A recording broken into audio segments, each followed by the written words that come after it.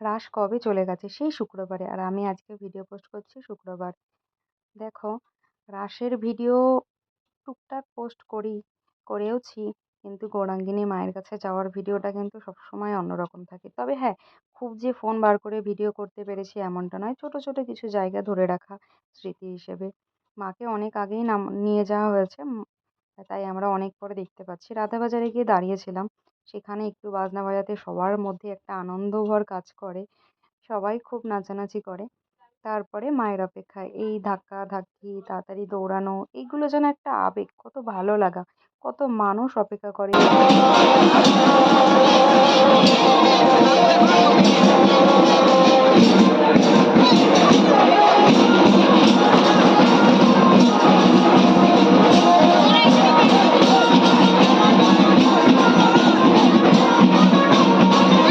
ওই যে দেখা যাচ্ছে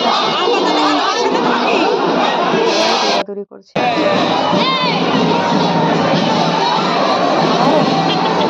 কেটে গেল সময়টা, আর কি পাবো? পাবো না এই কয়দিনে।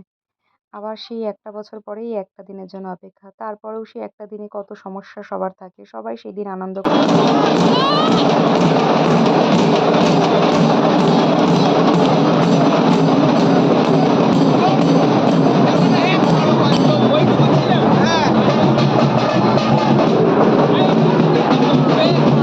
মায়ের বিসর্জনের সময় আমি লাইভ করেছিলাম, তাই বিসর্জনের সেই মুহূর্তটা আমার কাছে এখানে নেই।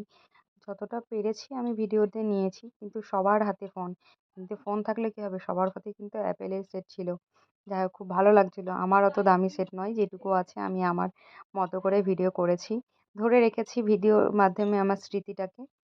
একটা সময় দল বেঁধে আমরা সবাই যেতাম, কিন্তু এবার দল বেঁধাটা এতটাই ছোট হয়ে গেছে, দুজন বেরিয়েছি, তারপরে হয়তো আর দুজনের সাথে দেখা হলো।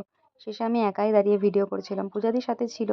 এই দেখো, আমাদের নবদ্বীপের ঐতিহ্য মা গৌরাঙ্গিনী, তখন মায়ের অলংকার নামানো হচ্ছে। আর দেখো সবাই কত ভিড় করে রয়েছে, পেনাকুচিরের মধ্যে উঠে রয়েছে, কেউ ওখানে বসে আছে। আমি একটু জুম করে দেখানোর চেষ্টা করছিলাম আর কি। যদি নিজেদেরকেও দেখতে পারো, যদি মনে হয় যে কমেন্ট করা যায় তাহলে করো। আছে, আর সবাই দেখো নিচে কিভাবে বসে আছে, শুধু অপেক্ষা করছি। 1টা ঘন্টা কিভাবে অপেক্ষা করতে হয়, আর ওরা সবাই ছবি তুলছে, মানে ওদের বারোয়ারির সবাই। হ্যাঁ, অন্য কেউ ছিল হয়তো, আমি ঠিক জানি না। প্রস্তুতি চলছে, তবে এই একটা বছরের অপেক্ষা। সবাই অনেক ভালো থেকো, মা সবাইকে ভালো রাখুক। নবদ্বীপে এবছর রাসে অনেক কিছুই ঘটেছে, তোমরা সবাই জানো। যে ঘটনার জন্য সবাই অনেক, কি বলবো, খারাপ লাগা, কষ্ট আছে। তবুও বলবো সবাই ভালো থেকো, সামনের বছরের আবার অপেক্ষা করা।